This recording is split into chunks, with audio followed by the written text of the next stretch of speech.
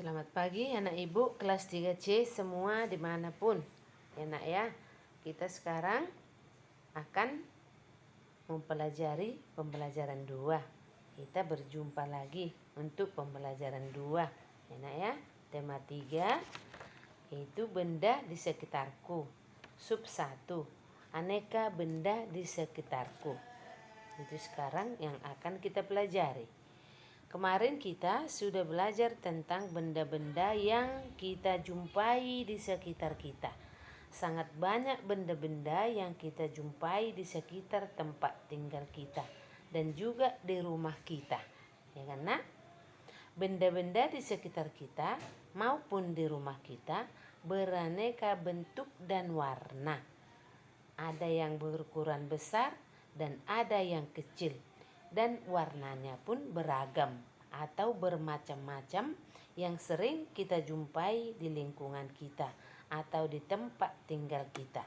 Ya kan nak? Sekarang pada pembelajaran 2 ini kita membahas tentang benda-benda yang terbuat dari kayu. Benda-benda yang terbuat dari kayu. Banyak benda yang terbuat dari kayu. Contohnya pensil juga terbuat dari kayu. Dan banyak juga yang kita jumpai benda yang terbuat dari kayu. Di antaranya bisa kamu sebutkan nak, benda-benda apa yang terbuat dari kayu?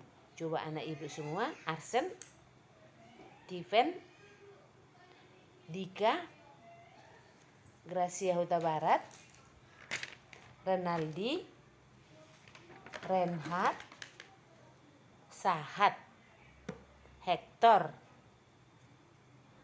Moses. Coba sebutkan nakku benda-benda yang terbuat dari kayu. Misalnya apa nak?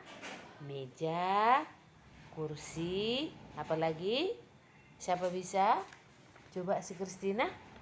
Selain meja dan kursi, apa lagi yang terbuat dari kayu nak, Kristina? Coba Lydia, Putri. Tentu anak ibu sudah tahu. Contohnya lemari, ya kan nak?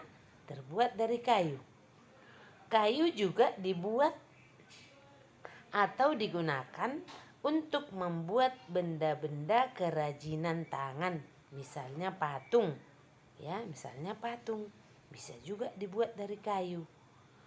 Kalau pernah kamu pergi ke Ajibata, kalau di situ banyak benda-benda yang terbuat dari kayu yang ada di Tomok, ya kan nak? Di Tomok itu sangat banyak beraneka ragam benda-benda yang terbuat dari kayu. Kayu adalah bagian dari pohon. Bagian dari pohon kayu itu. Untuk memperolehnya, kayu itu harus ditebang. Kita harus menebang pohon itu. Maka dapatlah kita ambil kayu atau kita olah menjadi kayu. Batang pohon yang telah ditebang disebutlah itu kayu gelondongan atau log. Ya, kayu gelondongan atau log.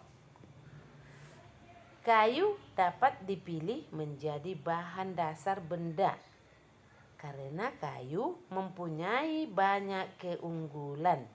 Ya, banyak keunggulannya. Maka dasarnya dibuat dari kayu. Apa keunggulan kayu itu nakku?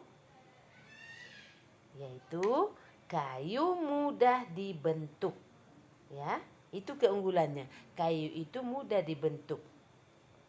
Beberapa benda yang terbuat dari kayu, misalnya dari kayu jati nakku, itu bertahan puluhan tahun. Karena kayu jati itu sangat bagus ya. Kelemahan benda yang terbuat dari kayu ada juga. Ada keunggulannya dan ada kelemahannya. Kelemahannya adalah tidak tahan api. Nah itu dia. Sehingga mudah terbakar. Misalnya kalau kamu membuat lilin di rumah, jangan dekat-dekat ke lemari atau ke kursi. Karena lemari dan kursi itu terbuat dari kayu, mudah terbakar. Ya nak ya. Juga mudah terserang rayap dan serangga. Itulah kelemahan kayu. mudah terbakar, mudah diserang rayap atau serangga. Ya nak ya. Kemudian desa tempat tinggal Dayu ada hutan. Di desa tempat tinggal Dayu dan Siti ada hutan. Di dalam hutan itu nak terdapat beraneka jenis pohon. Sangat banyak di hutan itu pohon ya. Beraneka jenis di hutan itu pohon ya. Hutan berfungsi untuk menyerap air hujan. Hutan itu berfungsi untuk menyerap air hujan. Ya nak ya. Hutan menyimpan air. Hutan itu dapat menyimpan air ya. Kalau hutan ditebangi, maka terjadilah apa nak? Kalau hutan itu ditebangi manusia secara sembarangan, maka terjadi apa nakku? Anak ibu pasti tahu. Coba dulu yang menjawabnya si Albert. Kalau hutan itu ditebang nak, maka terjadilah Ananda, Angel, Bima, Erlangga, Florencia. Kalau hutan itu ditebang anakku, akan terjadi apa? Akan terjadi banjir. Akan terjadilah tanah longsor ya. Makanya hutan itu jangan ditebangi supaya dapat menyimpan air ya.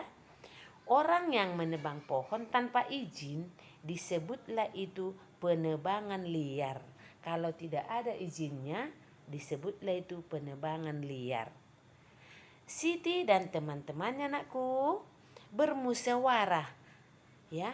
Siti dan teman-temannya bermusyawarah untuk membahas bersama suatu masalah dengan tujuan mencapai keputusan bersama ya. Siti dan teman-temannya bermusyawarah untuk memecahkan suatu masalah. Jadi kita pun kelas 3C semua bisa bermusyawarah, perlu bermusyawarah. Mudah-mudahan nanti kita nak tatap muka, kita akan bermusyawarah bagaimana cara untuk merapikan kelas kita.